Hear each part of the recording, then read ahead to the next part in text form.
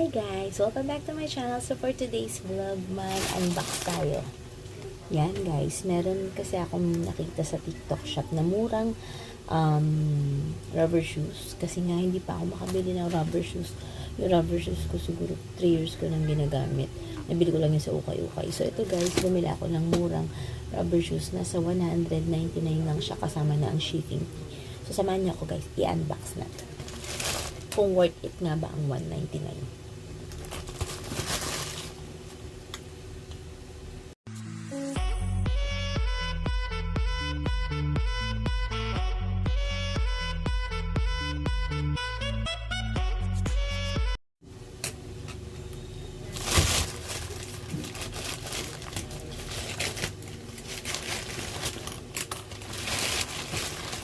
So ito guys. Charan! Ice bear. Ice bear? Ice bear. Ice bear. Yan. Yun yung pangalan ng rubber shoes. So check natin siya guys. I chose white kasi mas ano siya, bukod sa nakaka-aesthetic na nga siya, syempre, pwede mo siyang i-partner kahit saan, di ba? So ito siya guys. What do you see is what you expect sa TikTok shop. So maganda siya. Yan. Sobrang nakaka-white talaga. At ano siya ha? Napaka-lightweight niya. Hindi siya heavy. So yan, lightweight. Ang size ng aking shoes is 39. Yun. So, ano siya? True to size naman siya guys. So, okay siya. Hindi ka magda-add ng isa pa. Ayan. Siyempre kasama ang kanyang shoelace. Dalawa.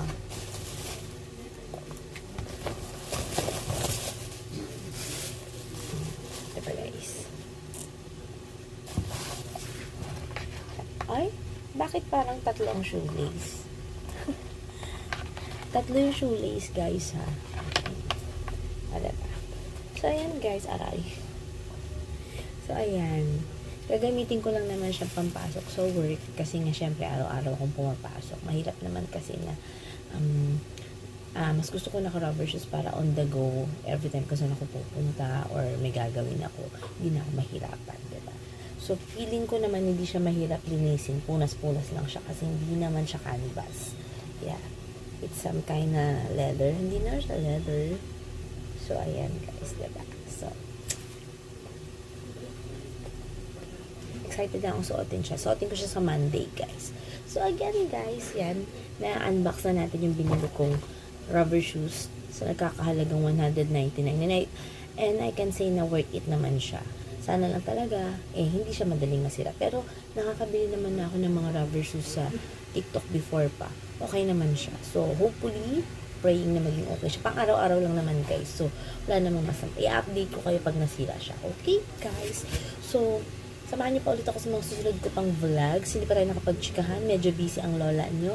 So, unbox muna tayo ngayon. At saka, yung mga budol-budol content muna tayo ngayon. So, samahan niyo ulit ako sa mga susunod ko pang vlogs dito lamang sa aking YouTube channel. Don't forget to subscribe, like, and share my video.